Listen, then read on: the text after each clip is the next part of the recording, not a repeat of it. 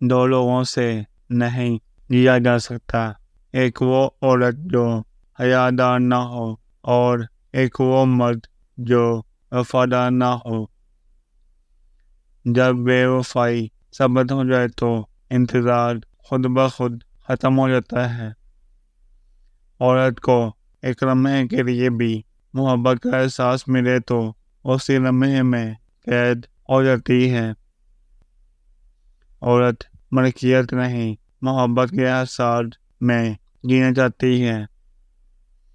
راہ کی تمنا ایسے ہے جیسے کوئی بچہ تتری پکڑنے کی کوشش میں گھر سے بہت دور نکل جاتا ہے، پھر نہ تتری ہاتھ آتی ہے نہ واپسی کا راستہ۔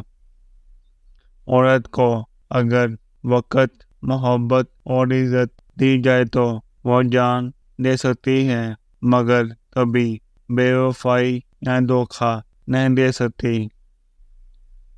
اشفاق احمد کہتے ہیں کہ مجھے بہت جو تھی کہ عشق مجازی اور عشق حقیقی کا فرق جان سکوں۔ ایک دن بابا جی نے بتایا کہ اشفاق اپنی انا کو کسی شخص کے سامنے ختم کرنے کا نام عشق مجازی ہے اور اپنی انا کو سب کے سامنے ختم کرنے کا نام عشق حقیقی ہے۔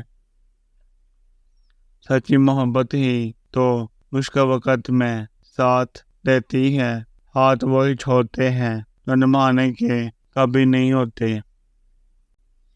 یاد رکھنا، جو عورت بات بات پر ہنستی ہو، اس کا مطلب ہے کہ وہ اندر سے بہت اکیلی اور چاہت کی طلبگار ہے۔ اس کا دل بہت خوبصورت ہے۔ ڈھیر ساری نامکمل خواہشوں کے ہوتے ہوئے خوشی کے کچھ پل چرا لینے کا نام زندگی ہے۔ پہلے لوگ آپ کا متبادل ڈھونڈیں گے، پھر آپ کے متبادل کا متبادل، اور قصوروار بھی آپ ہی ٹھہریں گے۔